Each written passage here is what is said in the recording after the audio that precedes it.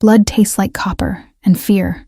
I learned that tonight when Tyler's fist connected with my mouth for the third time.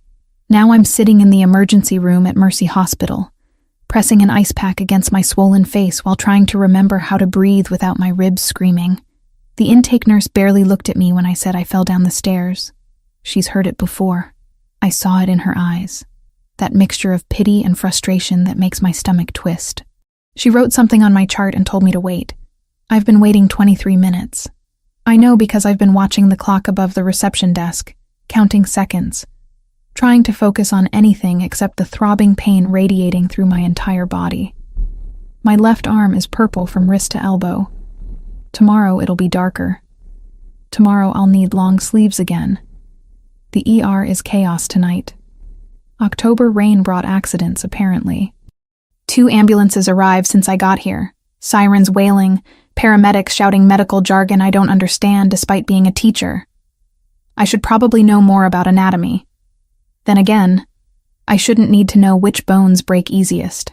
Hannah Foster? I stand too quickly. Pain explodes through my torso and I have to grab the armrest to keep from falling.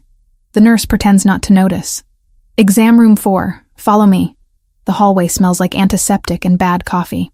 We pass rooms with curtains drawn, voices murmuring behind them. Someone is crying softly. Someone else is arguing with a doctor about insurance. Normal hospital sounds. Except none of this is normal. None of this should be happening. Exam room 4 is small and cold. The nurse takes my vitals without speaking. Blood pressure elevated. Pulse racing. Temperature normal. She writes everything down. The doctor will be in shortly. You'll need x-rays for those ribs.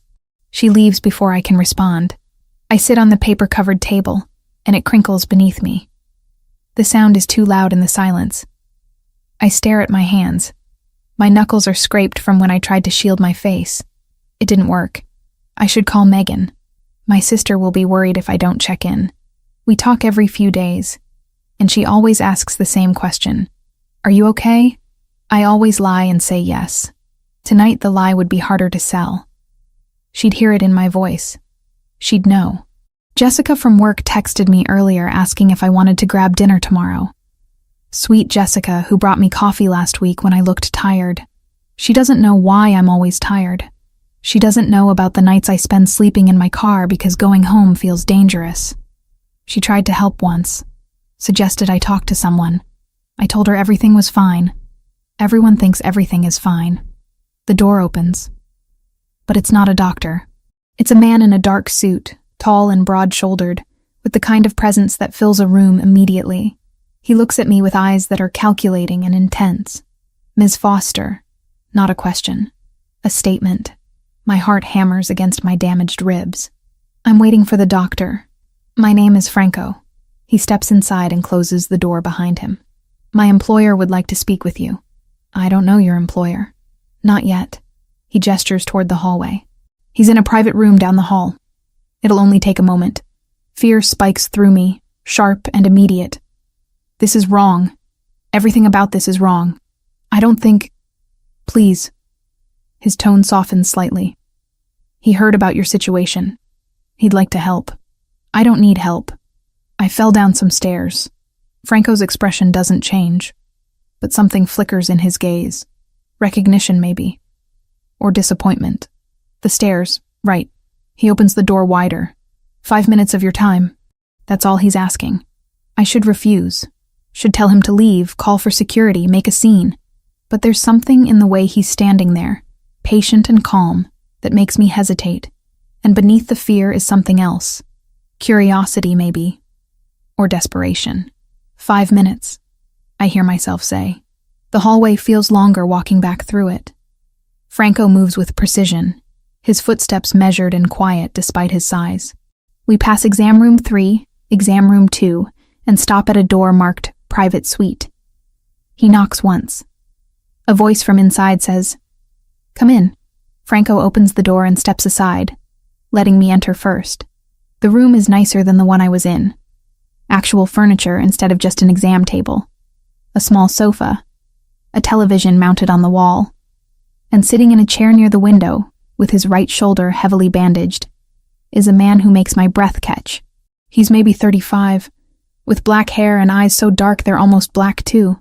Sharp features, strong jaw, the kind of face that belongs in movies or magazines. He's wearing a hospital gown, but somehow makes it look deliberate. When he looks at me, I feel exposed in a way that has nothing to do with my injuries. Thank you, Franco. His voice is low, controlled. Close the door. Franco does. I hear the soft click and realize I'm alone with a stranger who shouldn't know my name. Who are you? My voice shakes despite my effort to sound steady. Christopher Ravellini. He gestures to the chair across from him. Please sit. You look like you're about to collapse. He's not wrong. I sink into the chair, grateful to be off my feet. Christopher watches me with an intensity that should feel threatening, but somehow doesn't. I apologize for the unusual approach. I heard the nurses talking about you. About what they think happened. Heat floods my face. They don't know anything. They know what domestic violence looks like. The words land like a punch. I look away, focusing on the window behind him. Rain streams down the glass, distorting the city lights beyond. I fell, I repeat. Down the stairs. His tone makes it clear he doesn't believe me. How many stairs? I don't remember. Did you hit your head? No. Then you'd remember. He leans forward slightly, winces and settles back. I'm not here to judge you or force you to admit anything. I'm here to offer you a way out. I meet his gaze. A way out of what? Whatever situation led you to this hospital tonight. Anger flares through the fear and pain. You don't know anything about my situation. I know what it's like to watch someone you care about suffer and feel powerless to stop it. His expression darkens. I know what it's like to live in fear, and I know what it's like to finally decide you've had enough. Something in his voice makes me pause. There's history there, pain that mirrors my own. Why do you care? I ask quietly. Christopher is silent for a long moment. When he speaks again, his voice is rougher. My mother. She stayed with my father for 16 years. 16 years of broken bones and black eyes and apologies that meant nothing. I was too young to help her for most of it. When I finally got old enough, strong enough, I made sure he never hurt her again. The implications in that statement are clear. I should be terrified, should run from this room and never look back. But I'm frozen in place, caught between horror and something that feels dangerously close to hope. I don't know you, I say. No, but I'm offering you protection, a safe place, resources. Whatever you need to get away from whoever did this to you. I have a sister, Megan. She lives in Brooklyn. She'd worry. You can contact her. Explain that you're safe. I have a job. I teach elementary school. PS 147. My students need me. And you'll return to them when you're ready. I shake my head. You're talking about leaving my entire life behind. I'm talking about staying alive. The bluntness of it steals my breath. Because he's right. Some part of me, the part I've been ignoring for months, knows that Tyler is going to kill me eventually. It's not a question of if anymore. Just when. I don't even know you, I say again, weaker this time. Christopher reaches into the pocket of his hospital gown and pulls out a business card. He holds it out to me. You don't have to decide now, but take this. If you change your mind, if things get worse, if you just need someone to talk to, call that number, day or night. Someone will answer. I stare at the card. Plain white with a phone number printed in black. No name, no business. Just digits that could represent salvation or disaster.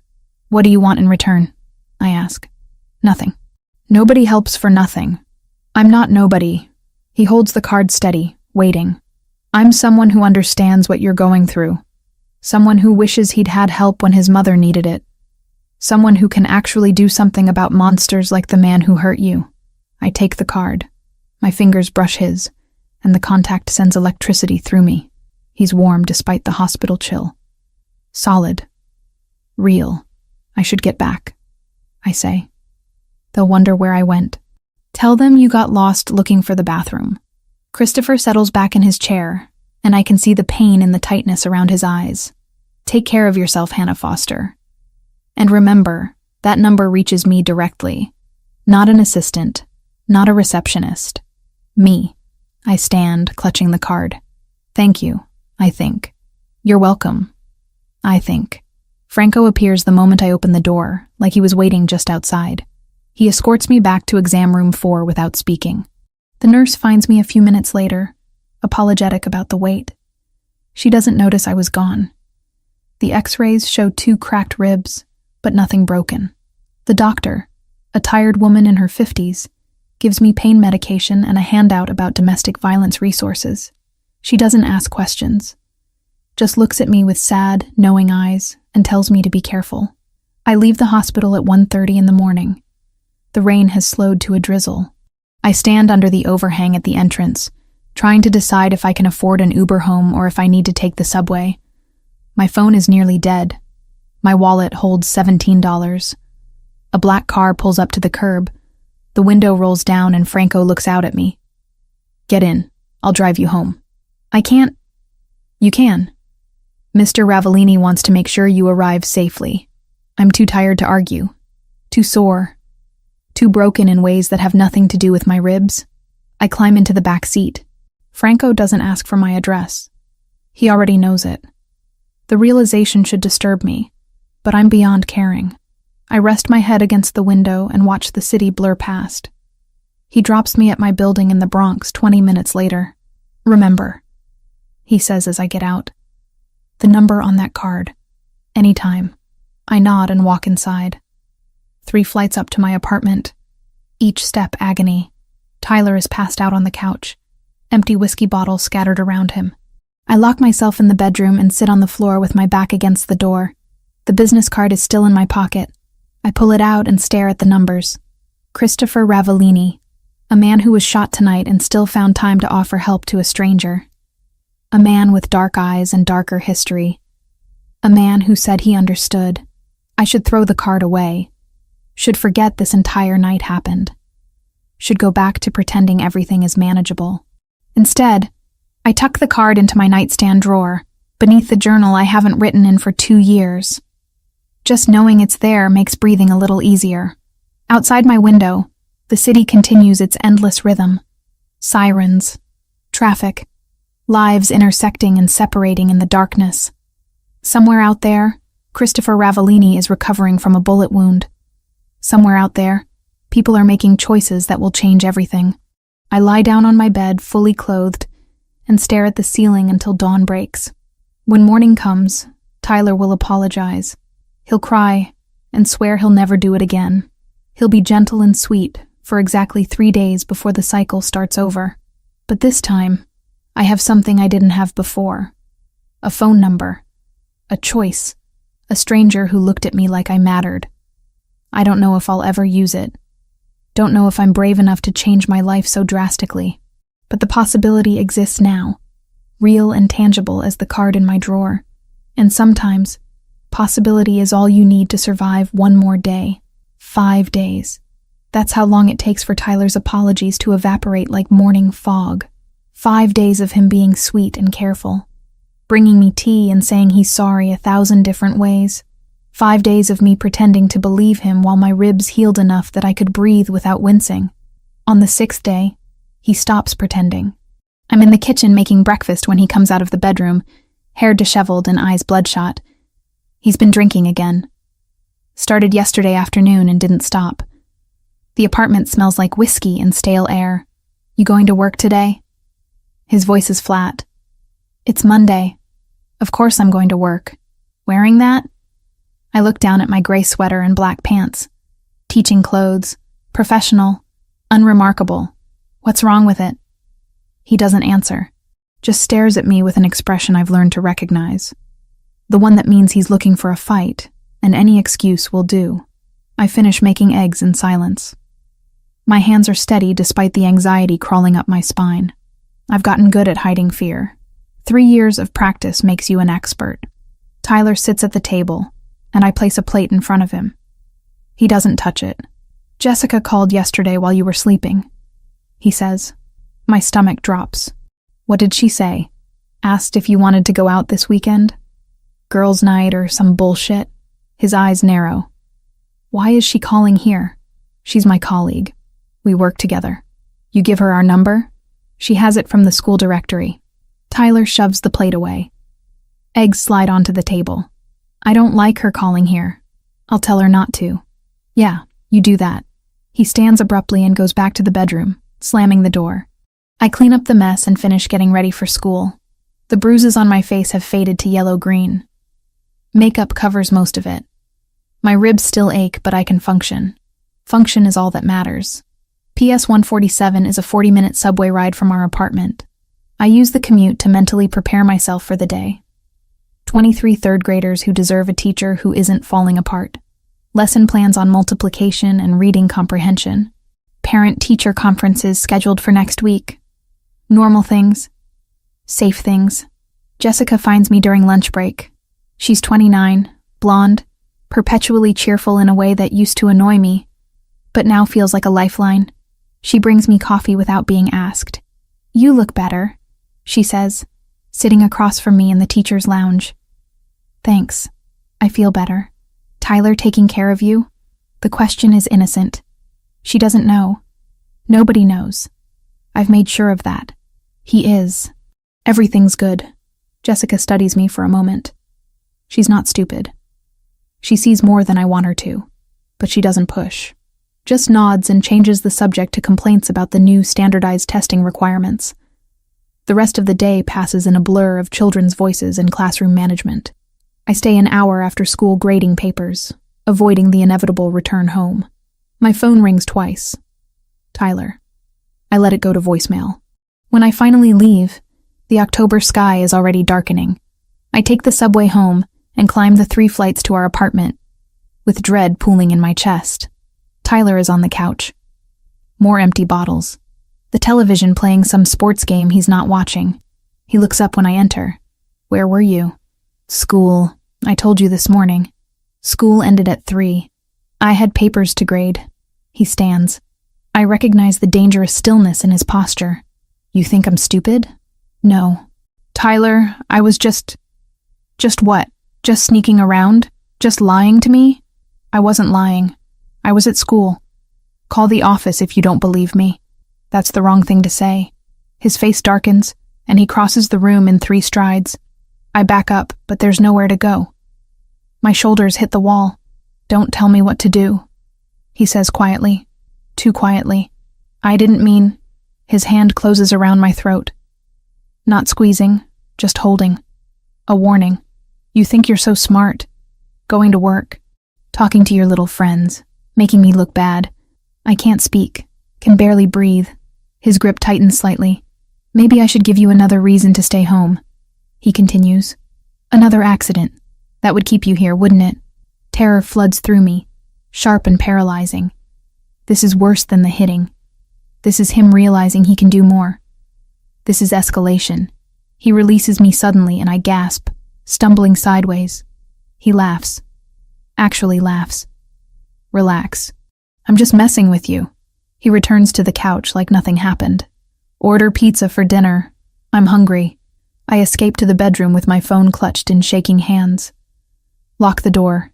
Sit on the floor with my back against it. My throat aches where his fingers pressed. Megan calls. I let it ring. She'll hear the fear in my voice and I can't explain. Can't tell her that I'm trapped and terrified and don't know how to get out. Wednesday is worse. Thursday is unbearable. Tyler doesn't go to job interviews he claims to have. Drinks starting at noon. Watches me with eyes that promise violence. I go to school and teach and smile and pretend. Come home and walk on eggshells. Sleep with the bedroom door locked. On Thursday night, he decides he's had enough of pretending too. I'm washing dishes when he comes into the kitchen. Already drunk. Already angry. Who is he? Who is who? Don't play dumb. The guy you're fucking. My heart stops. There's no one. Tyler, I swear. Liar. He grabs a plate from the drying rack and hurls it at the wall. It shatters. I flinch. You think I don't notice? You think I'm that stupid? I'm not seeing anyone. I go to work and come home. That's it. Another plate. Another explosion of ceramic. Then why are you different? Why don't you look at me anymore? I do look at you. You look through me. Like I'm not even here. He's advancing now. I'm backing toward the hallway. Like you're waiting for something better. That's not true. Maybe I should remind you what you've got. His hand shoots out, grabs my arm. The same arm that's still bruised. Pain explodes up to my shoulder. I wrench free and run. Make it to the bathroom. Lock the door as his fist hammers against it. Open the door. Leave me alone. Open it, or I'll break it down. He means it. I can hear it in his voice. Can hear him testing the door frame. It won't hold. Old building, cheap construction, landlord who fixes nothing. My bag is on the bathroom counter. I dumped it there this morning. My phone is inside. I grab it with trembling fingers. The card is still there. Tucked in the inner pocket where I put it 5 days ago and haven't looked at since. White, plain. A phone number that might mean nothing, or might mean everything. I dial before I can talk myself out of it. It rings once. Twice. A man answers on the third ring. Yes? This is Hannah Foster. We met at the hospital. You gave me your number and said... I remember. Christopher's voice is calm, controlled. What's happening? Tyler kicks the door. The frame splinters slightly. I let out a sound that might be a sob. Where are you? Christopher asks. Home. My apartment. He's trying to break down the door. Give me the address. I do. Somehow I remember it despite the terror making my thoughts scatter. We're coming. 15 minutes. Can you stay safe that long? I don't know. Hannah. His voice changes. Becomes urgent. Listen to me. Move anything heavy you can in front of that door. Buy yourself time. We're already moving. I can hear it. Voices in the background. Orders being given. An engine starting. I'm scared. I whisper. I know. Hold on. The line stays open. I can hear him talking to someone. Franco, I think. Giving directions. Telling someone to move faster. Tyler hits the door again. Wood cracks. He's going to get through. I shove the laundry hamper against the door. Then the small bathroom cabinet. It won't hold long, but it might give me minutes. Hannah? Christopher's voice. Still here. 8 minutes. Can you hear sirens?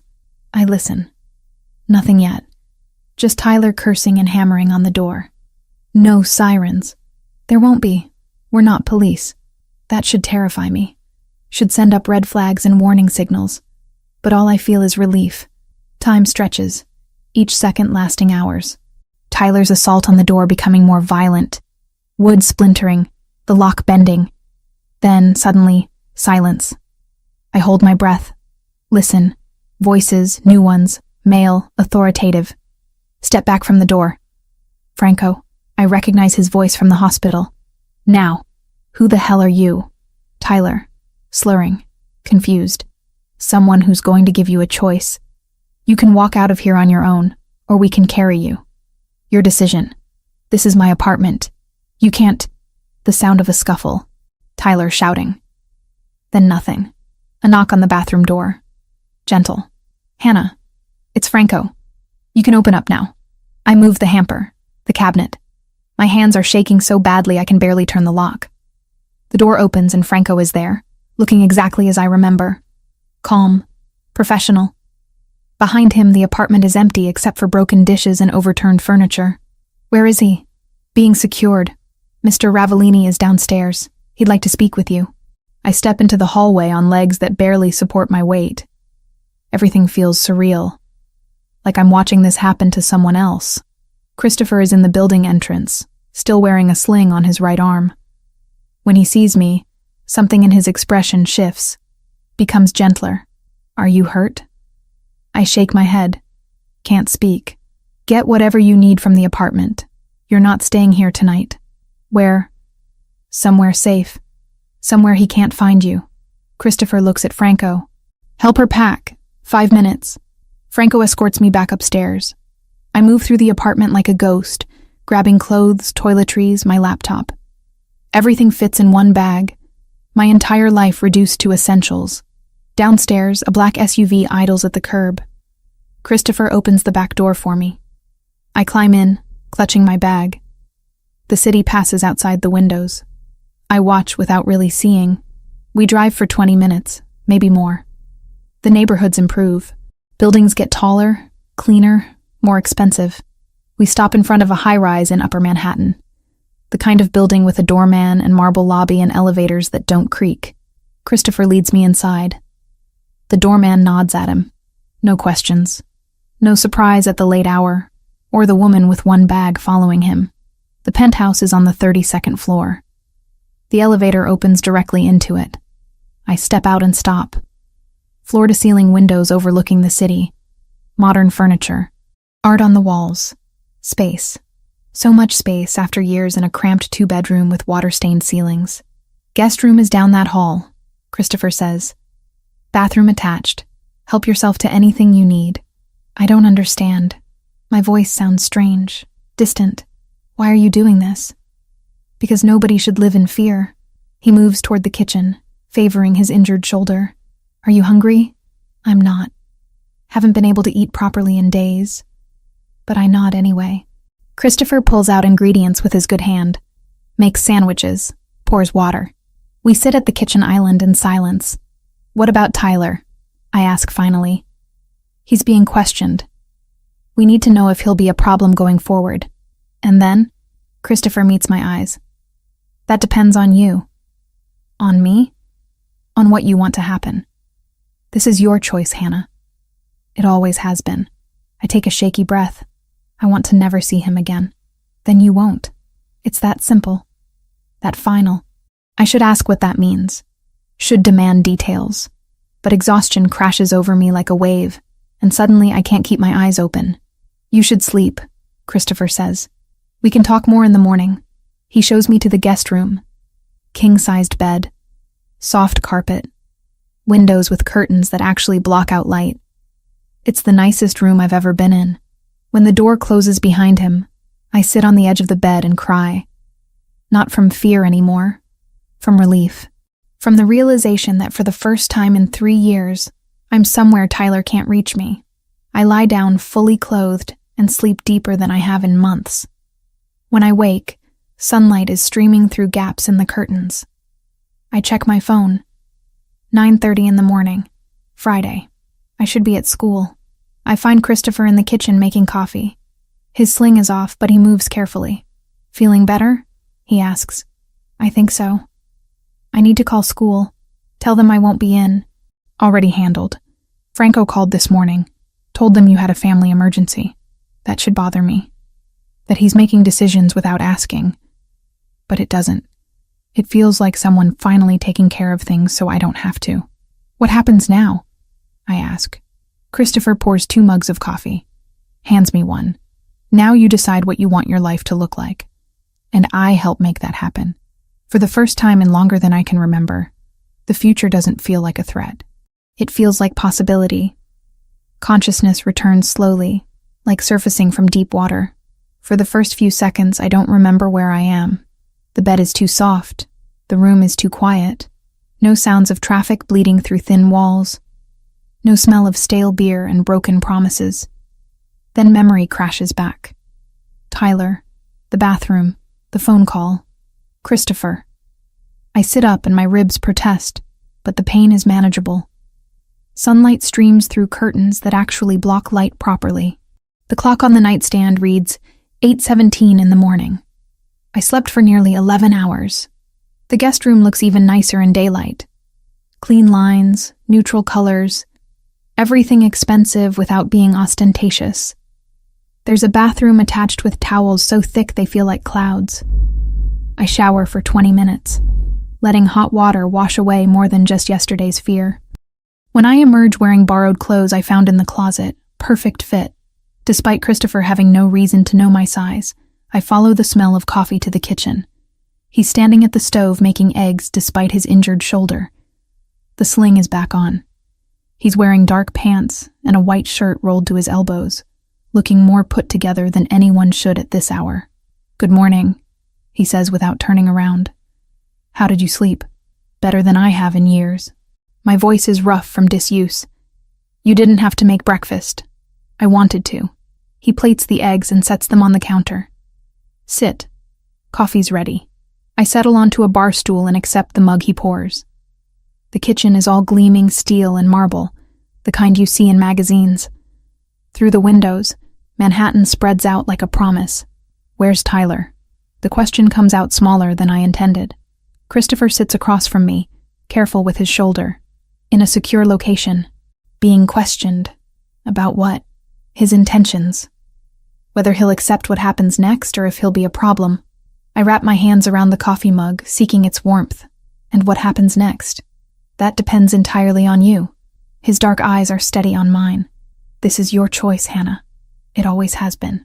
The kindness in his voice breaks something loose inside me. Tears well up and spill over before I can stop them. Not panicked crying like last night. Something deeper. Relief mixed with grief for all the time I lost being afraid. Christopher stands and comes around the counter, sits on the stool next to mine. Doesn't touch me, just stays close. Solid. Present. I'm sorry, I manage. I don't usually fall apart like this. You're not falling apart. You're processing 3 years of trauma in a safe space for the first time. He hands me a napkin. Take your time. I dry my face and force myself to breathe normally. He waits without rushing me. When I finally speak, the words tumble out. It wasn't always like this. Tyler was different at first. Sweet, attentive. He made me feel special. I stare into my coffee. The first time he yelled at me, he apologized for hours. Said he was stressed about work. I believed him. Abusers are excellent at apologies. It got worse, so gradually I didn't notice. He didn't like my friends. Thought they were bad influences. I stopped seeing them. He said my graduate program was taking too much time away from us. I dropped out. He got jealous if I talked to male colleagues. I stopped going to faculty events. Christopher's jaw tightens, but he doesn't interrupt. The first time he hit me was 2 years ago. Backhanded me during an argument. He cried after. Swore it would never happen again. I laughed bitterly. It happened again 3 days later. Then it became normal. As long as I didn't make him angry, as long as I did everything right, I'd be okay. Except his definition of right kept changing. Why did you stay? The question isn't accusatory. Just curious. Like he genuinely wants to understand. Fear mostly. He said if I left, he'd find me. Make me regret it. And I believed him. I meet Christopher's eyes. Also shame. I'm a teacher. I'm supposed to be smart. How could I let this happen? What would people think? They'd think you're a survivor. Because that's what you are. The conviction in his voice makes me want to cry again. Instead, I ask, why do you care so much? You don't know me. Christopher is quiet for a long moment. When he speaks, his voice is rougher. My mother. She lived with my father for 16 years. He was a respected man in our community, ran successful businesses. Everyone thought he was wonderful. At home, he was a monster. What happened to her? She died when I was 14. Officially, it was a heart attack, but I know better. Years of stress and fear and beatings took their toll. His hands curl into fists. I was too young to stop him for most of it. When I finally got big enough, strong enough, I made sure he couldn't hurt anyone ever again. The implication is clear. I should be horrified. Should be backing away from this man who just admitted to murder. But all I feel is understanding. How old were you? 16. That's too young to carry that weight. I've never regretted it. He looks at me directly. My father was evil. Some people are. Tyler is one of them. And you don't owe him mercy just because society says you should. I process this carefully. What exactly are you suggesting? I'm suggesting you decide what you want to happen. Tyler can be warned severely and released. Given money to leave the city and never contact you again. Or he can be dealt with permanently. Your choice. You mean killed. I mean removed as a threat. Forever. My hands shake. I set down the coffee before I spill it. That's not a choice anyone should have to make. No. But it's the reality of your situation. He will come back eventually. Men like him always do. So you either spend the rest of your life looking over your shoulder, or you end the threat. This is insane. I stand, pace to the windows. The city stretches below. Millions of people living normal lives. I can't just decide whether someone lives or dies. You already have. You chose to live. That's the important part. I turn to face him. What are you, Christopher? Really? He doesn't hesitate. I'm the head of a criminal organization, the Ravellini family. We control territory, businesses, operations that aren't strictly legal. I inherited leadership when I was 22 after my father's death. So you're a mafia boss. That's what people call it, yes. And you kill people. When necessary. When they threaten what's mine or break agreements or hurt innocents. He stands, walks closer. But I have rules. We don't traffic humans. We don't sell drugs to kids. We don't harm civilians who aren't involved. We protect our people and our territory. That doesn't make it right. No, it doesn't. But it's the world I operate in. He stops a few feet away. I'm not asking you to approve of what I do. I'm offering you protection and resources. In exchange, I ask nothing except that you make decisions for yourself, instead of out of fear. I study his face. Dark eyes that don't waver. Strong features that hold secrets and violence, and something that looks almost like hope. Why me? I whisper. You could help anyone. Why did you choose me? Because when I heard those nurses talking about you, I saw my mother. And I saw myself at 14, powerless to help her. This time I'm not powerless. This time I can actually do something. The honesty in his words cuts through all my reservations. He's not a hero, not a savior, just someone who understands and has the means to help. I need to call my sister, I say. Megan. She lives in Brooklyn and she'll be worried if she doesn't hear from me. Of course. Use my phone if yours isn't working. I retrieve my phone from the guest room. It's dead. Christopher gives me a charger and I wait for it to power up. Megan answers on the second ring. Hannah? Thank God. I've been trying to reach you. I'm okay. Better than okay, actually. I take a breath. I left Tyler. Silence. Then, what? When? Where are you? Last night. I'm staying with someone who's helping me. A friend. What friend?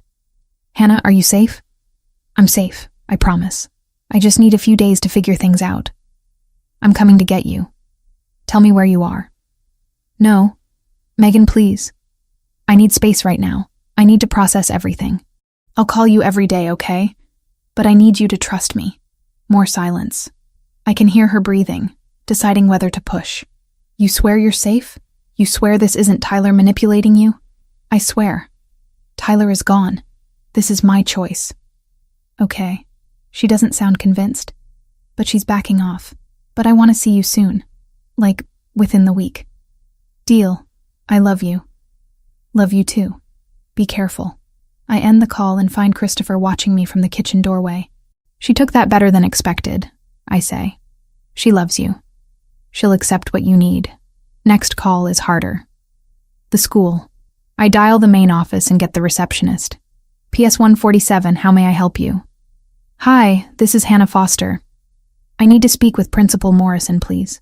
One moment. Principal Morrison comes on the line.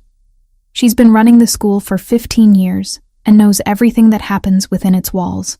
Hannah, I heard you had to leave suddenly yesterday. Is everything all right? Not really. I need to request medical leave. 2 weeks to start. This is about Tyler, isn't it? Not a question. My throat tightens. Yes. Say no more. I'll approve it immediately. Take whatever time you need. Your students will be covered. Thank you. I'm sorry for the short notice. Hannah? Her voice gentles. I've suspected for a while. Jessica mentioned concerns. I'm just glad you're getting help. Don't apologize for surviving. We end the call, and I sit heavily on the couch. Christopher joins me, keeping respectful distance between us. 2 weeks, I say. That's how long I have to figure out my entire life. It's a start, and you can take longer if you need it. What about Tyler? What happens to him? Christopher's expression becomes unreadable. I need you to understand something. Once you make this decision, it's final. There's no changing your mind later. So think carefully about what you actually want. I close my eyes and let myself imagine it. Tyler still existing somewhere in the world. Always a threat. Always a possibility that he'd show up drunk and angry. Or I imagine him gone. Completely. Permanently. never able to hurt me or anyone else again. When I open my eyes, Christopher is waiting patiently. 3 years, I say quietly. 3 years of my life stolen. 3 years of fear and pain, and pretending everything was fine. Jessica tried to help. She saw the signs. I shut her down because I was too scared of what Tyler would do if I told anyone. That's not your fault. I know. Logically, I know. But I'm still angry. At him for what he did. At myself for letting it continue. I meet Christopher's gaze. I want him gone. I want to never worry about him again. I want to live without fear. Then he'll be gone. Just like that. Just like that. The simplicity of it should disturb me. Should trigger moral outrage. But all I feel is relief washing over me like a wave. What do I owe you for this? I ask. Nothing. You owe me nothing. People don't do things for free. I do. When it matters. He stands, offers me his hand. Come on, let's get you settled properly. You'll stay here as long as you need.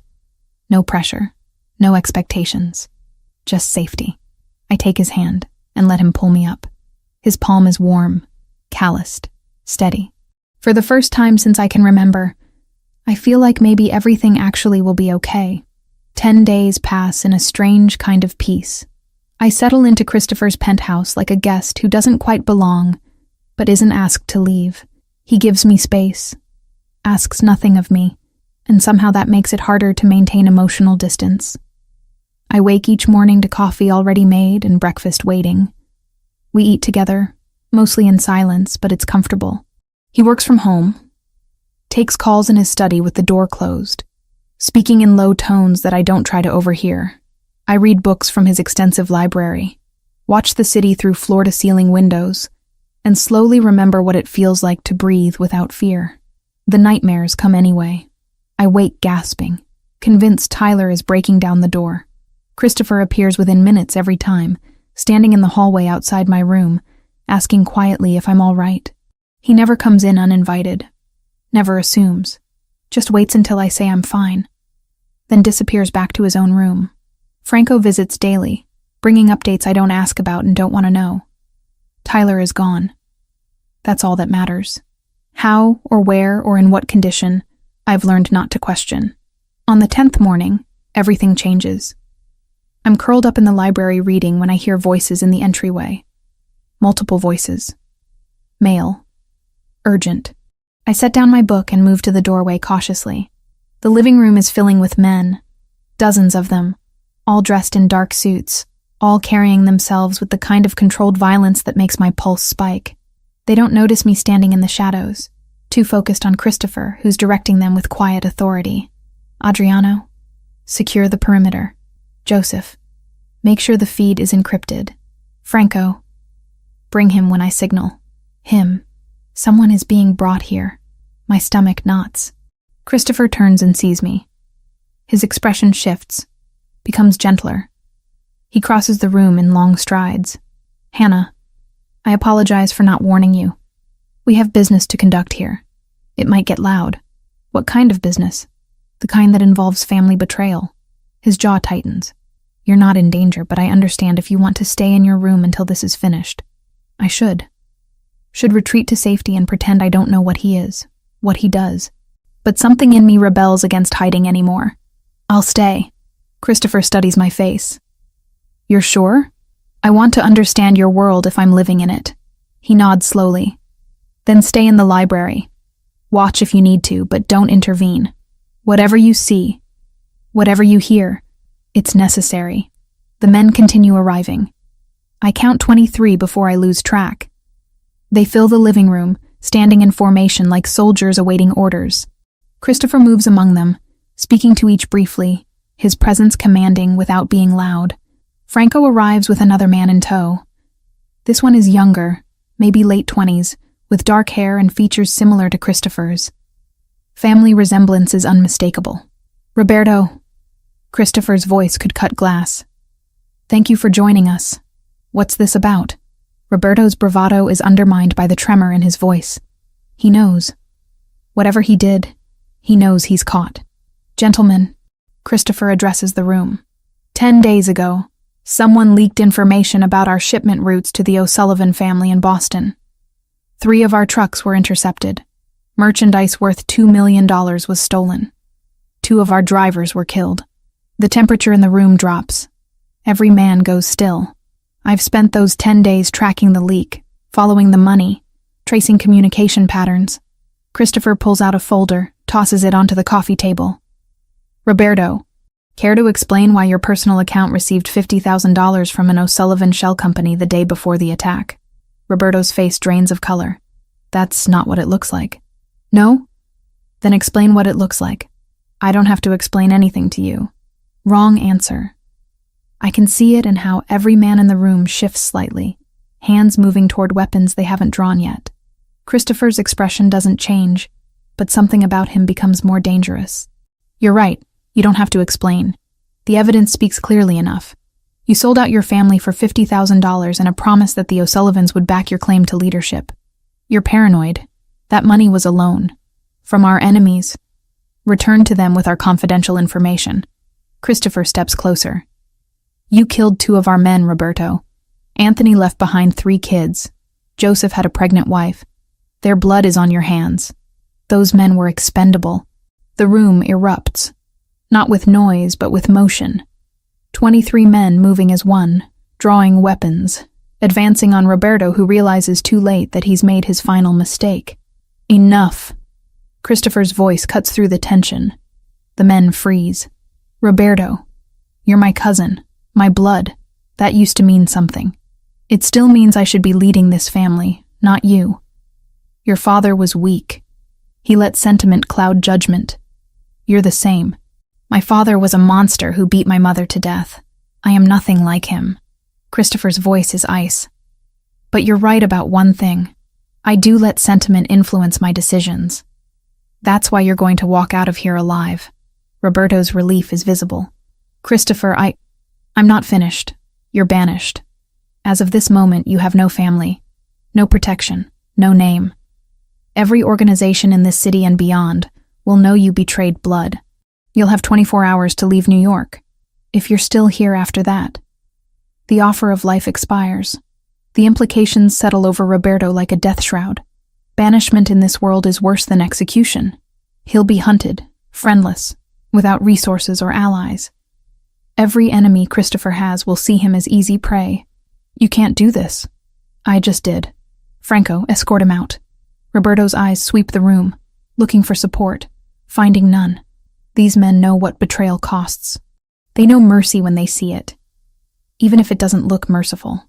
Franco grabs Roberto's arm, but Roberto wrenches free and reaches for his waistband. The motion is smooth, practiced. He's going for a gun.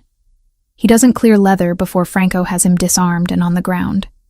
The weapon slides across the floor. Nobody moves to retrieve it.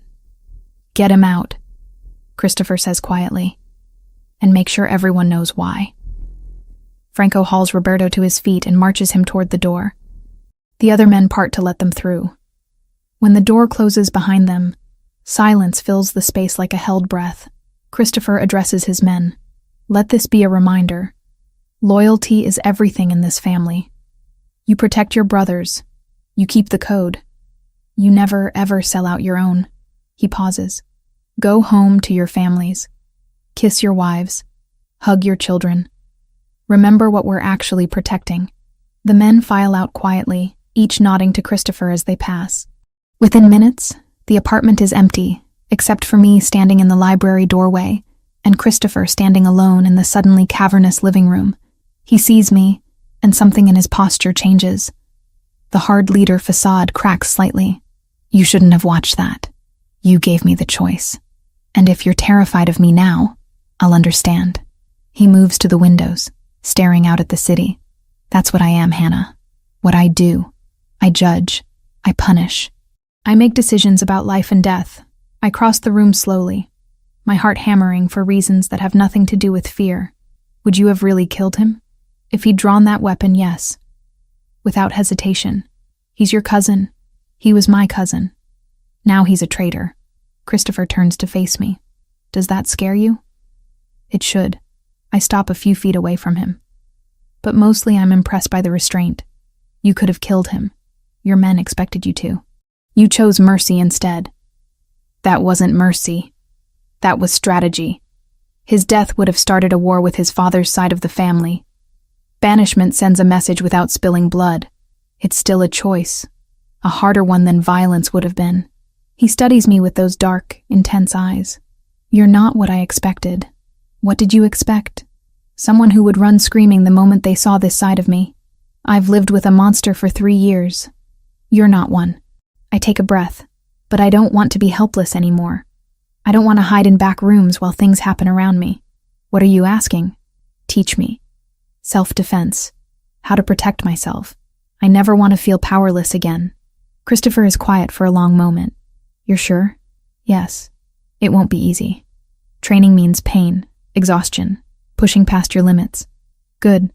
I'm tired of being fragile. Something like pride flickers across his face. Tomorrow morning. 6 a.m. The gym is on the 2nd floor. Wear comfortable clothes. The next morning, I discover Christopher's gym is better equipped than most commercial facilities. Weights, machines, mats, and a boxing ring that looks well used. He's already there when I arrive, wearing training pants and a fitted shirt that shows exactly how lethal he is even without weapons. His shoulder is healing well, almost back to full mobility. First lesson, he says. Self-defense isn't about fighting fair. It's about surviving. Forget everything you've learned about being nice. If someone attacks you, you hurt them badly enough that they can't continue. Okay. Show me how you'd throw a punch. I make a fist and swing awkwardly. He catches my wrist easily. Wrong. You'll break your thumb like that. He adjusts my hand, his fingers warm against my skin. Thumb outside. Power comes from your legs and core, not your arm, like this. He demonstrates. The movement is efficient, controlled, devastating. We spend 2 hours on basic strikes. Punches, palm strikes, elbows. My muscles scream, but I don't stop. Can't stop. Every movement is reclaiming power Tyler stole from me. Christopher is patient, correcting my form repeatedly, never frustrated. When I finally land a proper strike on the training pad he's holding, his approval is genuine. Better, again. By the end of the week, training becomes my favorite part of each day. Christopher pushes me hard, but never past what I can handle. He teaches me where to hit to cause maximum damage, how to break holds, where the body's vulnerable points are. But it's more than just technique. It's the way he watches me with focus that borders on intensity, how his hands linger when adjusting my stance, the heat that builds between us in those close moments on the mat. I'm starting to feel something I shouldn't. Something dangerous. Attraction to the man who saved me, to the darkness wrapped in discipline, to the violence tempered by unexpected gentleness. I tell myself it's gratitude. Stockholm Syndrome, maybe. Anything except what it actually is. But late at night, alone in my room, I can't stop thinking about him. And that terrifies me more than anything Tyler ever did. I closed the book when the sun finally edged the windows, pulse steadier than when I'd started. It was absurd and bloody and larger than life, but it reminded me of something simple. Survival isn't pretty. It's practiced. People who love you anchor you back to yourself. I wasn't a queen, and there were no silver chains or councils in my world. But suddenly, I could breathe. When the kettle clicked off in the kitchen, I put the paperback back on the shelf and went to meet the day I actually had. 3 weeks after leaving Tyler, I wake to find Christopher sitting at the kitchen island with his coffee, expression darker than usual. Franco is with him, speaking in low tones that stop the moment I enter. Morning, I say carefully. Christopher nods to Franco, who leaves without a word. Then he looks at me with an intensity that makes my stomach twist. We need to talk about Tyler. I pour coffee with hands that want to shake, but don't. What about him? He's been in our custody for 3 weeks. We've confirmed he has no family who'll come looking. No employer to file reports. No friends who care enough to investigate. Christopher pauses. The question is what happens next. I sit across from him, wrapping both hands around my mug.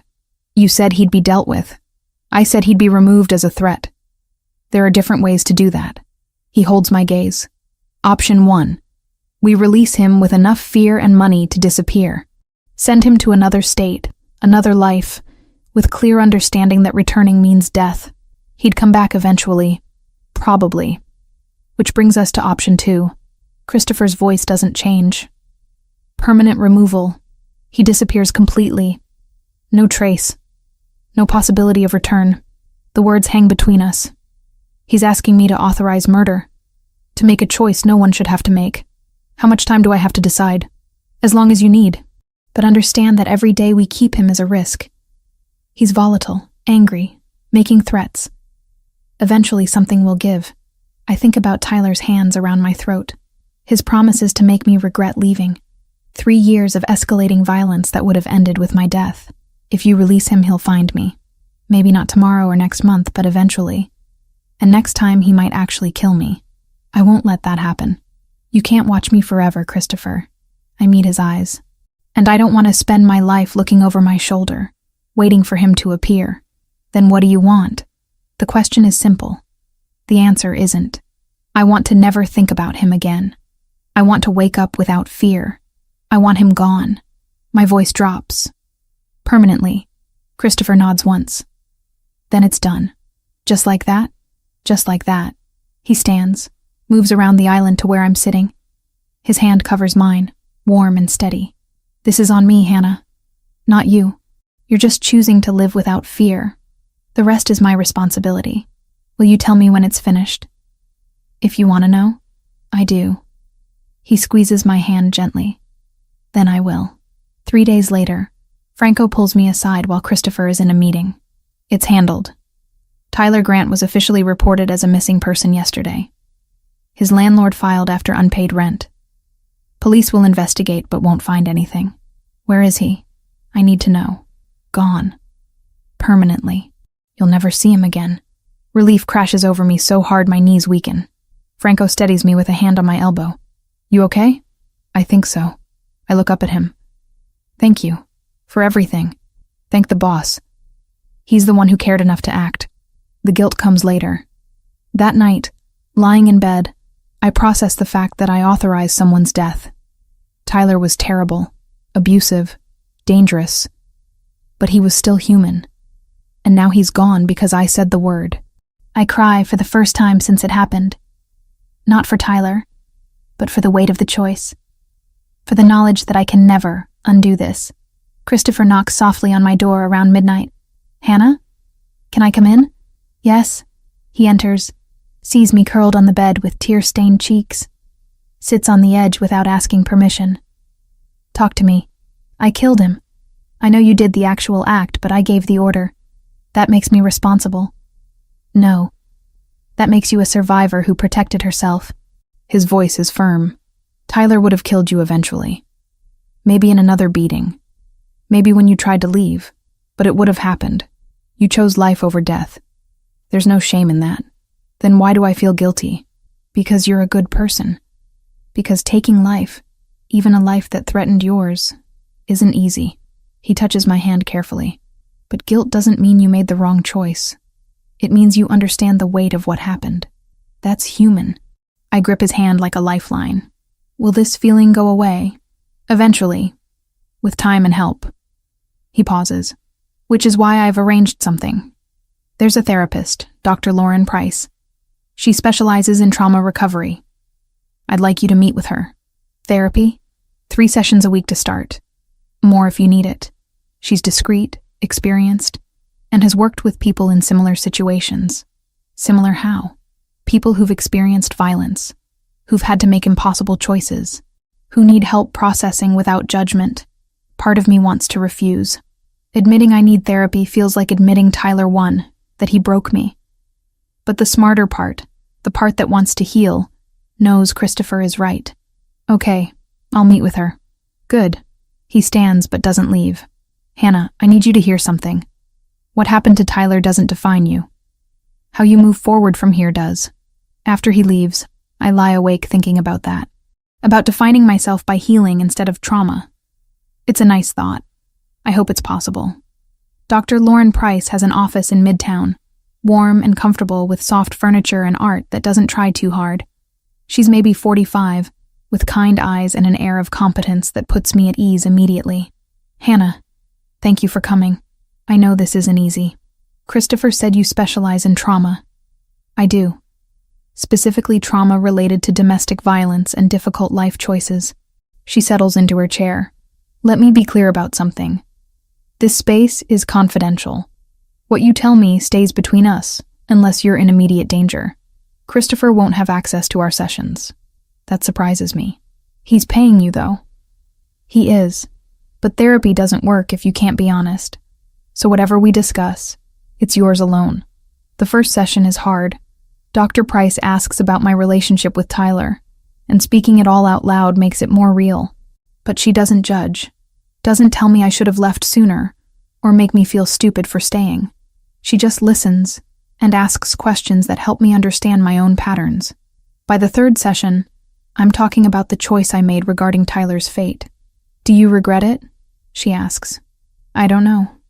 I'm relieved he's gone, but I feel guilty about that relief. Guilt and relief can coexist. They're not mutually exclusive. She leans forward slightly. Hannah, you didn't cause Tyler's violence. You didn't choose to be abused. You did choose to survive. That's what we're working with here. The sessions help more than I expected. Not because they make the guilt disappear, but because they give me tools to process it. To separate what I'm responsible for from what Tyler chose to do. My 2-week medical leave is ending, and I'm not ready to return to school. The thought of standing in front of my classroom, pretending everything is normal, makes anxiety spike through me.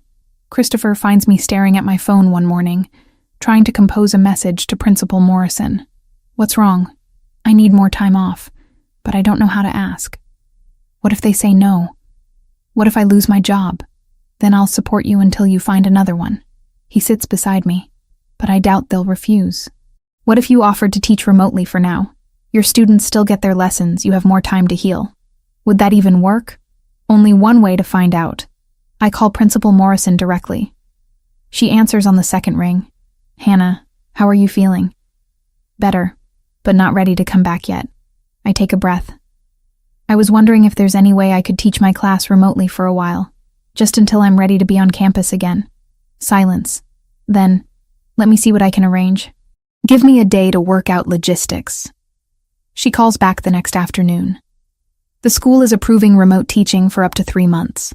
I'll conduct virtual lessons, coordinate with a substitute for in-person support, and check in weekly with the administration. Thank you, I say, throat tight with gratitude. I really appreciate this. Take care of yourself, Hannah. Your students will be here when you're ready.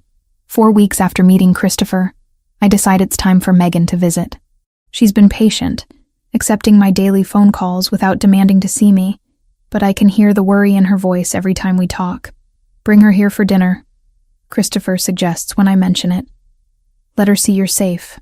She's going to have questions. About you. About why I'm living in a penthouse in Manhattan. Tell her whatever you're comfortable with. I'll follow your lead. Megan arrives Saturday evening wearing suspicion-like armor. She hugs me fiercely at the door, then steps back to look me over. You look different. Different how? Healthier.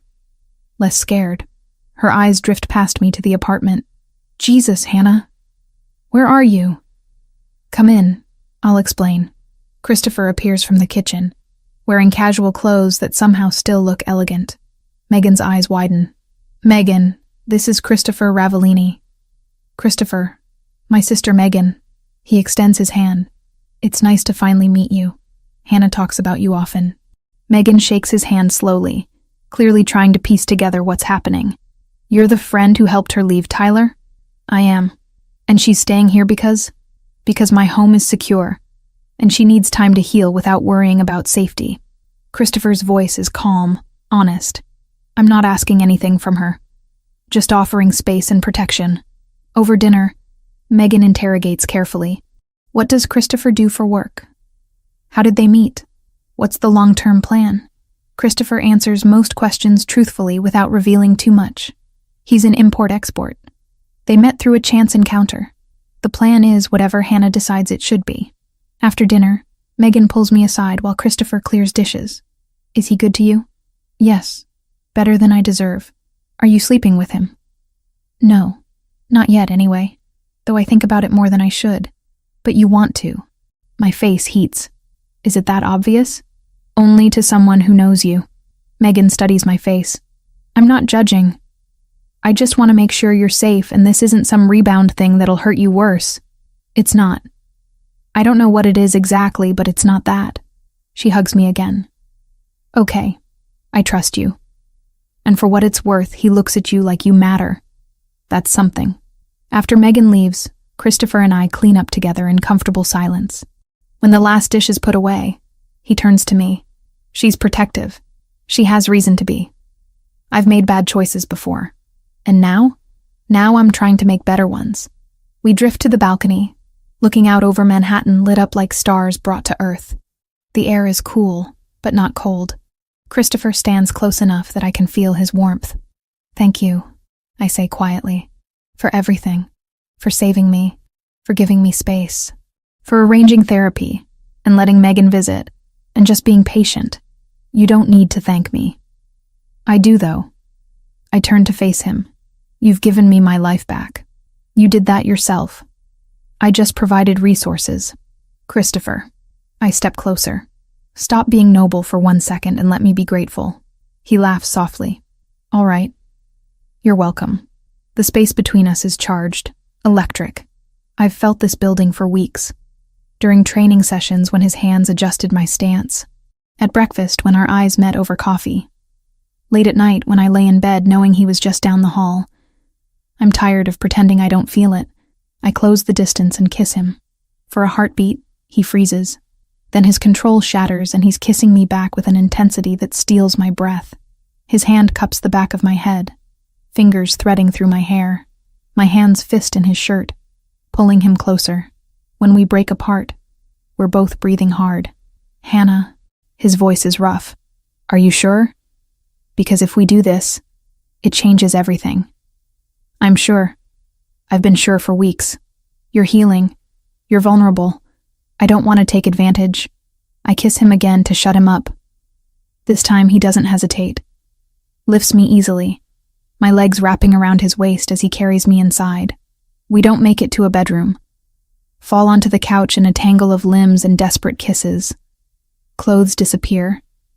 His hands map my body like he's memorizing territory.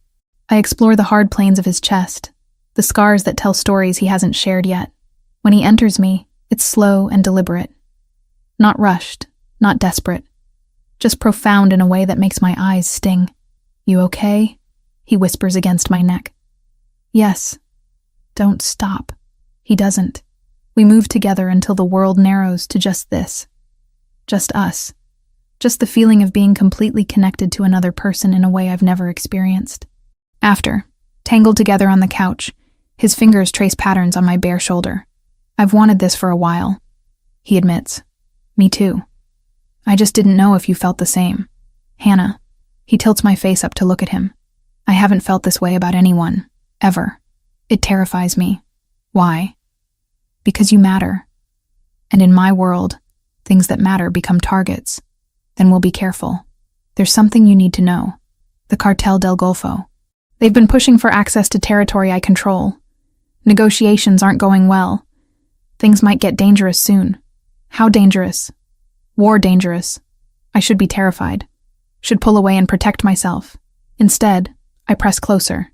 Then I guess we'll face it together. He holds me tighter, and I feel the shift between us. This isn't just attraction or gratitude. It's something deeper, more permanent, something worth fighting for.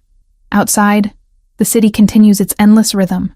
Inside, everything has changed. 8 weeks. That's how long it's been since that night in the hospital when Christopher offered me a card and a way out. 8 weeks of healing, training, therapy, and falling in love with a man who rules Manhattan's underworld with iron discipline and unexpected tenderness. The cartel issue has been growing like a tumor. Christopher tries to shield me from the details, but I hear things. Conversations cut short when I enter rooms. Franco's increasingly tense expressions. The way security around the penthouse doubled, then tripled. This morning, Christopher finds me in the home office I've set up for remote teaching. My laptop displays 23 third graders in a virtual classroom, all talking at once about the book we're reading. All right, everyone, I say, smiling at the screen. Remember your homework. We'll discuss Chapter 5 on Monday. A chorus of goodbyes, then silence. I close the laptop and find Christopher leaning in the doorway, arms crossed, watching me with an expression I can't quite read. What? I ask. You're good with them. The kids. They're why I became a teacher. I stand, stretch muscles tight from sitting. What's wrong? You have that look. What look? The one that says you're about to tell me something I won't like. He crosses to me, takes my hands. The Cartel del Golfo attacked 2 of our warehouses last night. Killed 2 men. They're escalating. My stomach drops. Are you okay? Is Franco? We're fine. We weren't there. His jaw tightens. But this is war now. They want access to port operations I control. I've refused. They're trying to force my hand. What does that mean for us? It means you stay here. No going out without my approval and heavy security. I can't risk them using you against me. Part of me wants to argue. I've spent 3 years being controlled, told where I could and couldn't go. But this is different. This is protection, not possession. And the fear in his eyes is real. Okay, I agree. I'll be careful. He kisses my forehead. Thank you. But careful feels like suffocating after 3 days. I'm teaching online, doing therapy via video call, and staring at the same walls until I want to scream. When Megan texts asking if we can meet for lunch, I jump at the chance. Christopher is in a meeting when I find Franco in the kitchen. I want to see my sister. Just for lunch. Brooklyn. That cafe she likes on 5th Avenue. Franco's expression is carefully neutral. The boss won't approve. Then I'll go without approval. Hannah. He sighs. You know I can't let you do that. So come with me. Bring whoever you need. But I'm going crazy locked in here, Franco. I need to see my sister. He studies me for a long moment, then pulls out his phone. I'll arrange it. 4 guards minimum. You don't leave their sight. Christopher finds out, of course. Calls me while I'm getting ready. Franco told me about your plan. I'm sorry I didn't ask you directly. But Christopher, I need this. I need to feel like I still have a life outside these walls. Silence. Then, 4 guards. You stay in public spaces. Any sign of trouble, you leave immediately. I promise. Hannah, his voice drops. If something happens to you, I won't recover from it. Do you understand? Nothing will happen.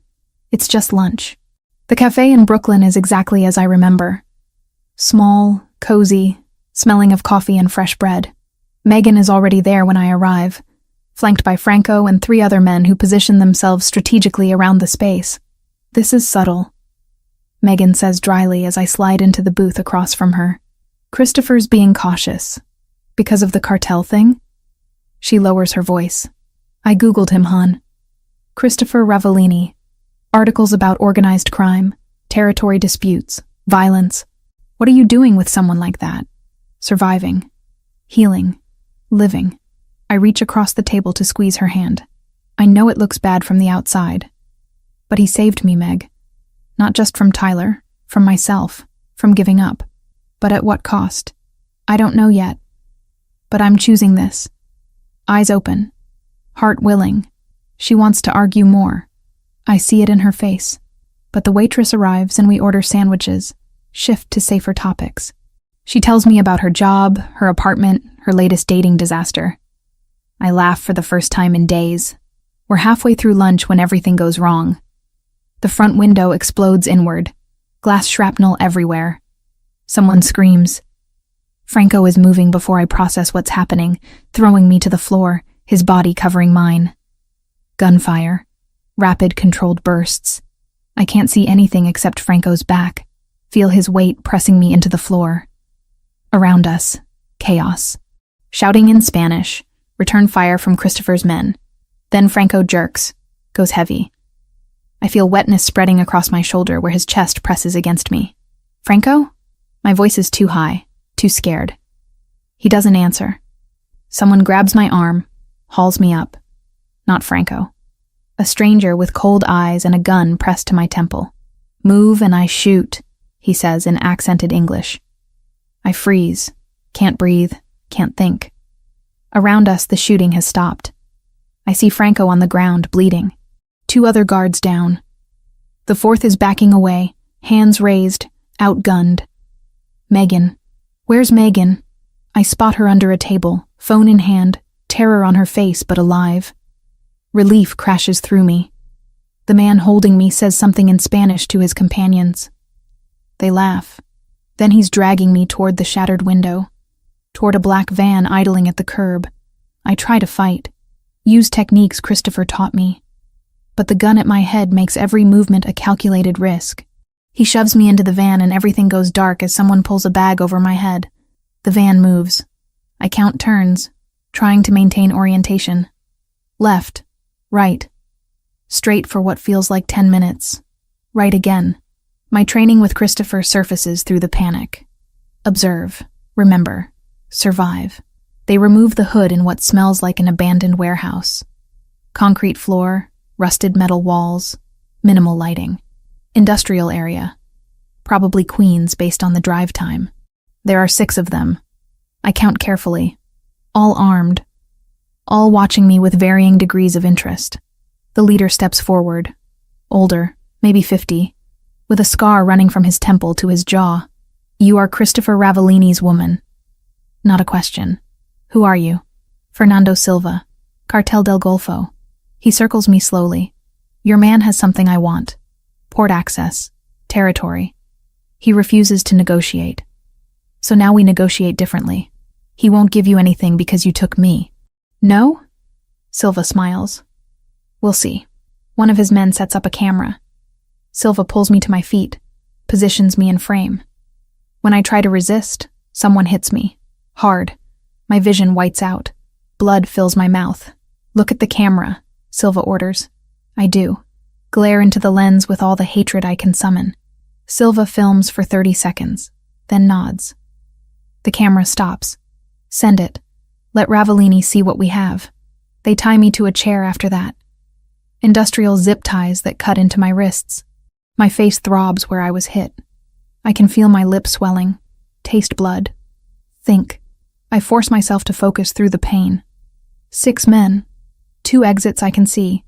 1 loading dock door. 1 regular door. Guards rotate every hour. They speak Spanish, assuming I don't understand. But I catch enough. Christopher has 6 hours to respond to their demands.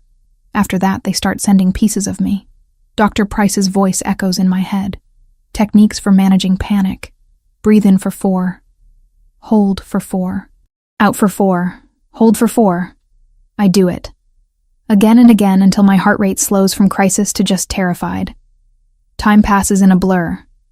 I don't know how long. Could be 2 hours? Could be 5. The warehouse is cold. My body aches. But I stay focused, stay alert, watch for opportunities. Then I hear it. Distant. The sound of vehicles approaching fast. Silva hears it too. He's on his feet, barking orders. His men move to positions, weapons ready. The loading dock door explodes inward. I scream reflexively. Can't help it. Smoke fills the space. Gunfire erupts from every direction. I can't see anything.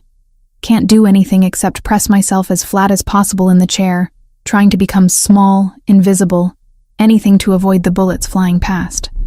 The shooting is deafening. Organized chaos. Christopher's men moving like a military unit. Silva's men falling back, outmatched. A figure emerges from the smoke. Christopher. Moving with lethal precision, weapon raised, face a mask of cold fury I've never seen before. Our eyes meet. Relief crashes through his expression for 1 second before it hardens again. He's still in battle mode. He reaches me, cuts the zip ties with a knife, pulls me up. Are you hit? No, just bruised. Can you walk? Yes. Stay behind me. Don't look. But I do look. Can't help it. Bodies everywhere. Blood spreading across concrete. Silva trying to crawl toward an exit. Christopher leaves me with one of his men and crosses to Silva. Puts a bullet in his head without hesitation. Execution. Final. Then he's back, pulling me toward the exit. Move. Outside, 3 SUVs wait. Franco is there. bandaged but alive, directing operations. I nearly sob with relief. Christopher pushes me into the back seat, climbs in after. The vehicle moves before the door closes. Hospital, he barks to the driver. I'm okay, I protest. You're bleeding and bruised. Hospital. His tone leaves no room for argument. I lean against him and let the adrenaline crash hit. My hands start shaking. Then my whole body. Christopher pulls me onto his lap, wraps both arms around me, buries his face in my hair. I thought I lost you. I'm here. I'm okay. 6 hours. 6 hours of not knowing if you were alive, if they were hurting you, if I'd get there in time. His voice breaks. I've never felt fear like that. But you came. You saved me. Always. I will always come for you. The private hospital is small, discreet. They treat my injuries, minor despite how bad I feel. Split lip, bruised ribs again, some cuts. Nothing permanent. Christopher doesn't leave my side. Holds my hand through examinations. Stares at the doctor like he's memorizing every word about my care. Afterward, in a private room, I finally break. The terror I held at bay for 6 hours crashes through every defense. I sob into Christopher's chest while he holds me, murmuring things in Italian I don't understand, but that sound like promises. I love you. The words fall out, unplanned, but absolutely true. I love you, and I was so scared I'd never get to tell you. He pulls back to look at my face, hands cupping my cheeks with devastating gentleness. Say it again. I love you. Again. I love you, Christopher Ravellini. His kiss is soft, careful of my injured lip. When he pulls back, his eyes are bright. You are everything to me. The thought of losing you, of existing in a world where you don't, is unbearable. I love you, Hannah. More than I knew was possible. Even though I'm complicated and broken and come with trauma and therapy and nightmares, you're not broken. You're healing. And I love every part of that journey. He kisses my forehead. We're going home. You're going to rest. And tomorrow we'll deal with everything else. Now what about the cartel? Silva is dead. His organization will fracture without leadership. The war is over. I want to feel guilty about his death, but all I feel is relief. He would have killed me. Christopher stopped him. That's all that matters. Franco drives us home as dawn breaks over Manhattan. Christopher carries me to bed despite my protests that I can walk. Tucks me in like I'm precious. Sleep, he orders gently. I'll be right here. I fall asleep with his hand in mine, knowing that whatever comes next, we'll face it together. Recovery is slow. 3 weeks pass in a haze of physical therapy for my bruised ribs and emotional therapy for everything else. Dr. Price increases our sessions to 4 times weekly, helping me process the kidnapping on top of everything with Tyler. You're doing remarkably well, she says during week 2. Most people would be catatonic after what you've been through. I don't feel like I'm doing well. I wake up at 3 a.m. convinced I'm still tied to that chair. But you wake up. You get through the day. You're functioning. That's success, Hannah. Christopher hovers. Not in a smothering way, but I can feel his constant awareness of where I am, how I'm doing. He works from home, takes calls in his study, but always keeps the door open.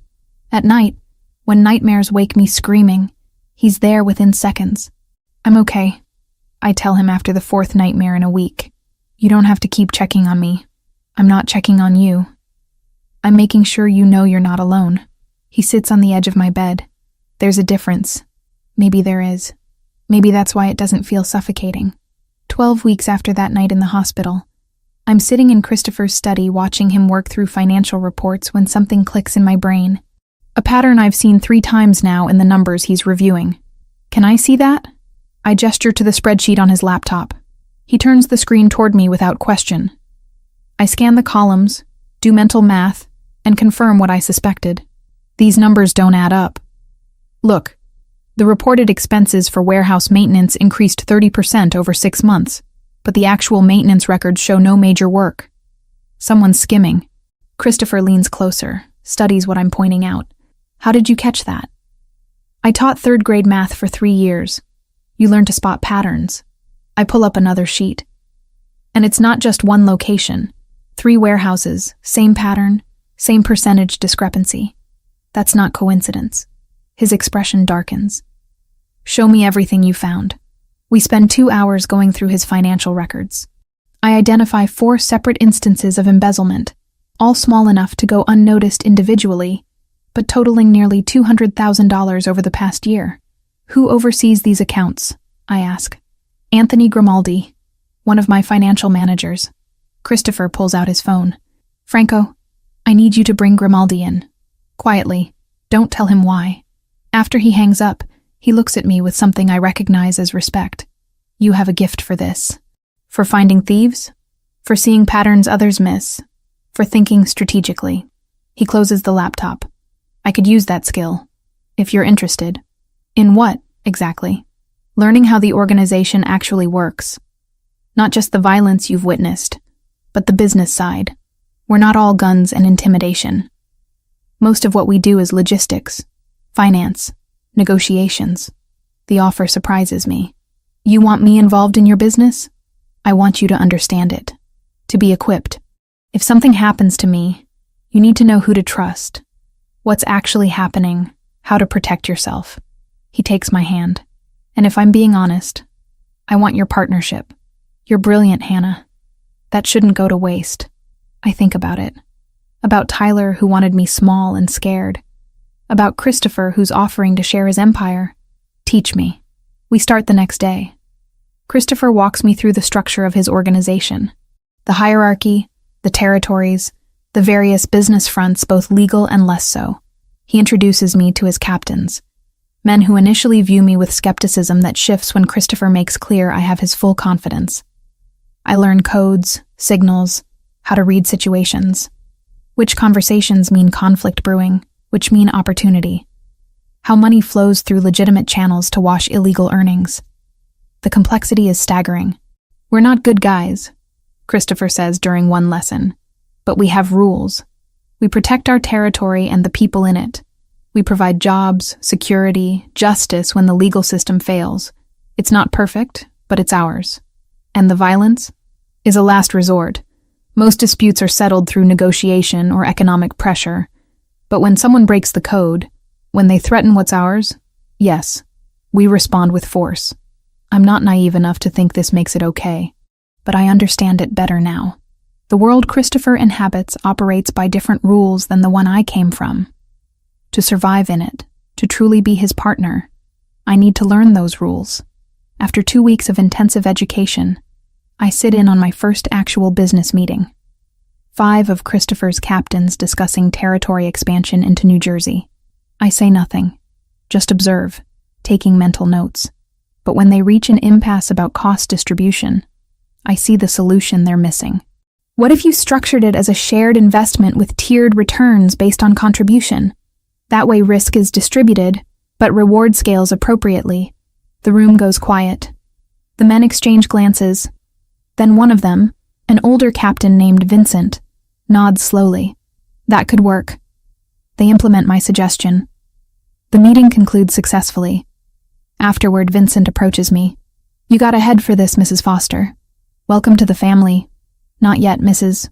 Ravellini, but the acceptance means something. Megan visits that weekend. I've been putting off being fully honest with her. But after everything, she deserves the truth. We sit on the balcony with wine while Christopher gives us privacy. I need to tell you something. I start. About Christopher. About what he actually does. I know he's connected to organized crime, Han. I'm not stupid. Do you know the extent? He's not just connected. He runs it. The Ravellini family.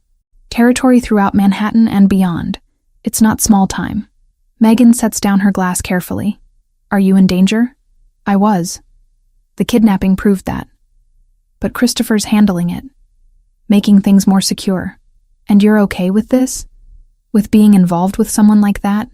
I love him. I say simply.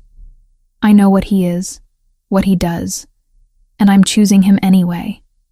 Eyes open, Meg. I'm not being manipulated or controlled. I'm making an informed choice. She studies my face for a long time. You look happy. Actually happy, not pretending. I haven't seen that in years. I am happy. For the first time since before Tyler, maybe before that, I feel like myself, strong, capable, loved. Then I support you. She squeezes my hand. But if he ever hurts you, I'm calling the FBI personally. I laugh. Deal. 3 months after the kidnapping, I'm ready to return to teaching. Not remotely anymore. In person, at PS 147, with my actual students. Christopher arranges discreet security. 2 guards posing as school maintenance staff, always within range but never obvious. My classroom feels the same, but I'm different. Stronger. More present. Jessica nearly tackles me when I walk into the teacher's lounge. Hannah, oh my God, I was so worried. We all were. Are you okay? I am now. Thank you for not giving up on me, even when I pushed you away. You're my friend. I wasn't going anywhere. She pulls back to look at me. You seem different. Good different. A lot has changed. I'll explain over coffee sometime. I'm holding you to that. My students are excited to have me back. 23 third graders with so much energy and enthusiasm, it's overwhelming in the best way. I'd forgotten how much I love this, how teaching gives me purpose beyond survival. The routine helps. Lesson plans, grading papers, parent conferences. Normal things that make me feel human again. 15 weeks after that first night in the hospital, Christopher takes me to dinner at an Italian restaurant I've never seen before. The entire place is empty except for us. Did you rent out the whole restaurant? I ask, as we're seated on the rooftop terrace. I own it. Figured privacy would be appreciated tonight. The Manhattan skyline glitters around us, 1,000 lights promising infinite possibilities. Dinner is perfect, conversation flowing easily like it always does between us now. After dessert, Christopher stands and comes around to my side of the table. Then he kneels. My heart stops. Hannah Foster. 3.5 months ago, you walked into an emergency room thinking your life was over. Instead, you changed mine completely. He pulls out a small velvet box. You're the strongest person I've ever met. You've survived things that would break most people and come out the other side more beautiful for it. I love you more than I knew was possible to love another human being. He opens the box. The ring inside is stunning, antique, with a diamond that catches light like captured stars. This belonged to my grandmother, the only Ravellini marriage that actually worked, according to family history. His voice is steady, but his hands shake slightly. I'm not promising you easy. I'm not promising you safe. But I'm promising you partnership, equality, love that doesn't diminish you but celebrates everything you are. Will you marry me? I slide off my chair to kneel in front of him, taking his face in my hands. Yes. Absolutely yes. He kisses me like I'm oxygen, and he's been drowning. The ring slides onto my finger perfectly, heavy with history and promise. In my world, wives aren't property, he says when we break apart. They're queens, equal partners in everything. That's what I'm offering you. That's what I'm accepting. I look at the ring, at him, at the city spread below us. Whenever you want. Take time to plan if you need it. 10 weeks, I decide. Small ceremony. Just people we actually care about. 10 weeks, he agrees. We stay on that rooftop for another hour, planning our future, talking about everything and nothing. When we finally leave, his hand never lets go of mine. In the car ride home, I watch Manhattan blur past and think about how dramatically my life has changed. 4 months ago, I was trapped, terrified, convinced I'd die at Tyler's hands. Now I'm free, strong, loved by a man who sees my power rather than my weakness. It's not the life I planned, but it's the life I'm choosing, and that makes all the difference. 9 days before the wedding, everything falls apart. I'm reviewing seating charts at the kitchen island when Christopher storms in with Franco and 3 other men I recognize as his top captains. His face is granite. What's wrong? I set down the papers. Silva's brother, Miguel. He's in New York with what's left of the cartel. Christopher pulls up security footage on his tablet. Spotted at 3 different locations in the past hour. He's planning something. The wedding? Or before. He wants revenge for Fernando. He looks at Franco. Double security at all properties. Everyone on high alert. I want eyes everywhere. The men disperse. Christopher turns to me, and I see fear beneath the command. We need to move you somewhere safe. No. Hannah. No. I'm not running anymore. If they're coming, I stay with you. I stand, move to him. You've taught me to fight, to defend myself, to be strong. Don't ask me to hide now. This isn't about strength. It's about keeping you alive. Then we do it together. He searches my face, jaw working. Finally nods. All right. But you stay armed. You stay close. And if I tell you to move, you move. Understood? Understood. 3 days pass in tense waiting. Security sweeps hourly. Guards rotate constantly. The penthouse becomes a fortress. I continue teaching remotely, keep planning the wedding, refuse to let fear control my life. The attack comes on a Wednesday night. We're having dinner when the alarms sound, not just ours. Christopher's phone explodes with notifications. The security feed shows simultaneous assaults on 4 different properties across the city. It's coordinated, Franco says, weapon already drawn. They're trying to split our forces. Christopher is on his feet, barking orders into his phone. Mobilize everyone. Defend the warehouses. Secure the ports. I'm coordinating from here. Boss, you should evacuate. I'm not leaving. His eyes meet mine. Neither of us are. The penthouse transforms into a command center. Maps spread across the dining table. Radio chatter filling the air. Christopher directing his people with military precision while I stand to the side, Glock in hand, watching it all unfold. Warehouse 3 is holding. Someone reports. Heavy casualties on their side. Port Authority reports cartel retreat. Another voice crackles through the radio. It's working. Christopher's people are repelling the attacks. But something feels wrong. The coordination, the timing. This is a diversion, I say suddenly. Christopher looks up. What? They're attacking everywhere else, so you're distracted. But what you're protecting most is right here. You. His eyes widen. Franco, roof access, now! Franco runs. Too late. The skylight above us explodes inward. Glass rains down. 6 men rappel into the penthouse with military efficiency. Christopher is moving before I process it. Returning fire. Taking cover behind the kitchen island. I drop flat. Crawl toward the hallway where Franco taught me to position during breach scenarios. One of the attackers advances on Franco's position. Franco's weapon jams. He's exposed. Vulnerable. I don't think. Muscle memory takes over. I sight. Breathe. Squeeze the trigger. The man drops. I killed him. I just killed someone. My hands start shaking, but there's no time to process. Another attacker is moving toward Christopher's blind spot. I fire again. Miss. Adjust. Fire. Hit his shoulder. He goes down. The fight is chaos. Gunfire echoing in the confined space. Smoke from weapons filling the air. Christopher fights with lethal grace. Franco recovers, joins the defense. Within minutes, it's over. 4 attackers dead. 2 captured. My ears ring from the gunfire. My hands won't stop shaking. Christopher appears in front of me, checking for injuries. Are you hurt? I shake my head. Can't speak. Can't do anything except stare at the body of the man I killed. He's maybe 30. Young. Dead because I pulled the trigger. Hannah. Christopher's hands frame my face. Look at me. You saved Franco's life. You defended our home. This was necessary. I killed someone. The words come out broken. You survived. That's what matters. But it doesn't feel like survival. It feels like something fundamental has changed inside me.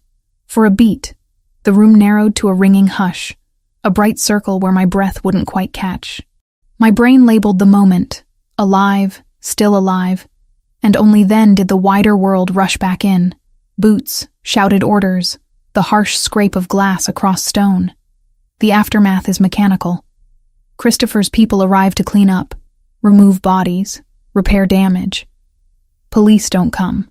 In Christopher's world, these things are handled internally. Franco approaches me while Christopher coordinates. Thank you. You saved my life. I had to. Your family. Yes, we are. He squeezes my shoulder. And what you did, that weight you're feeling, it's normal. Talk to the boss. He understands. Hours later, when the penthouse is finally secure and empty except for us, I sit on the balcony staring at the city. Christopher finds me there, wraps a blanket around my shoulders, sits beside me. Tell me what you're feeling. I took a life. I know it was self-defense. I know he would have killed Franco, but I still took a life, and I can't stop thinking about whether he had family, whether someone will mourn him, whether I had the right. Hannah, he takes my hand. What you're feeling proves you're still human. Still good. The fact that it weighs on you means you haven't become the kind of person who kills easily. He pauses. But you did what was necessary to protect the people you love. There's no shame in that. How do you live with it? All the deaths you've caused? By knowing the alternative was worse. By choosing the lesser evil when there are no good options. His thumb traces patterns on my palm. And by having someone like you remind me that this weight matters. That we should feel it. We sit in silence for a long time.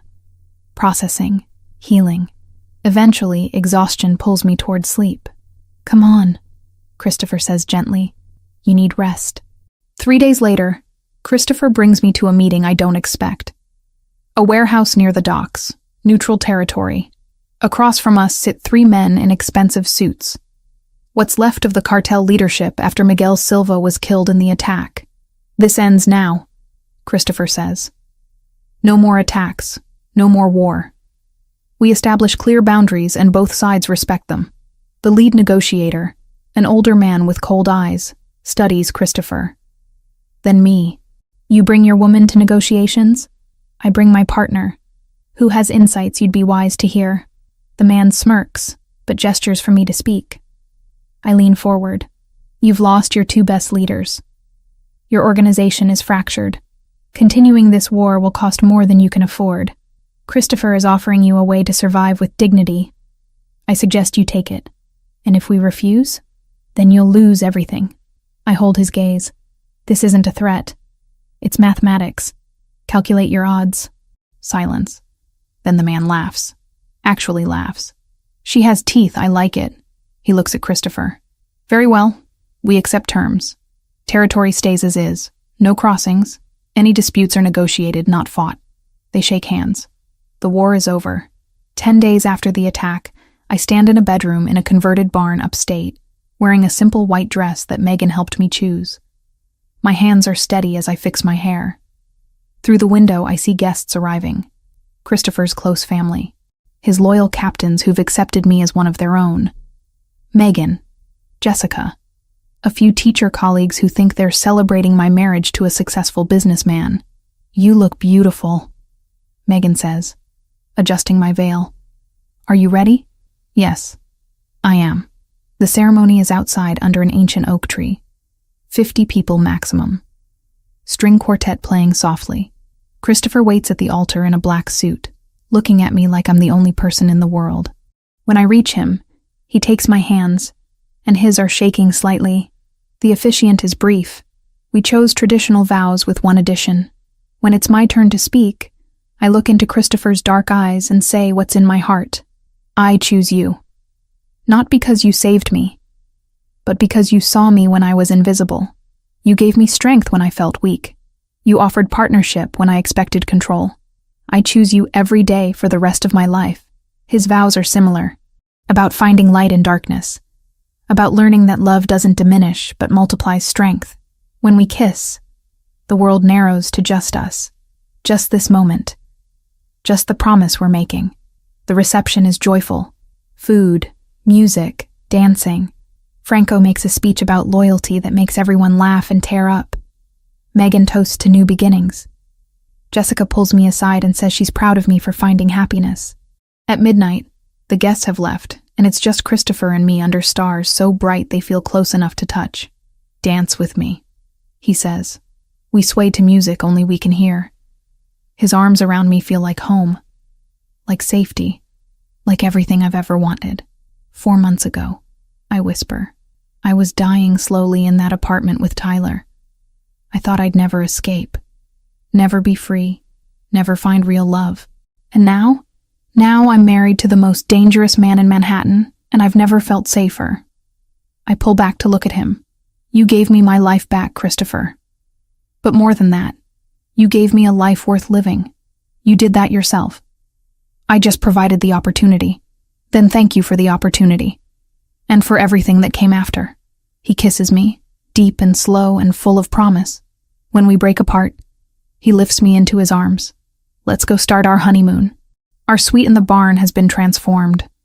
Candles everywhere. Rose petals on the bed. Champagne chilling. We make love as husband and wife with an intensity that speaks to everything we've survived to reach this moment. Every touch is worship. Every kiss is promise. Every breath shared between us is choosing each other again and again. After, tangled in sheets, Christopher's fingers trace the engagement ring now paired with a wedding band. I love you, Mrs. Ravellini. I love you too. I fall asleep in his arms, completely at peace. Morning comes soft and golden. I wake before Christopher, take a moment to just watch him sleep.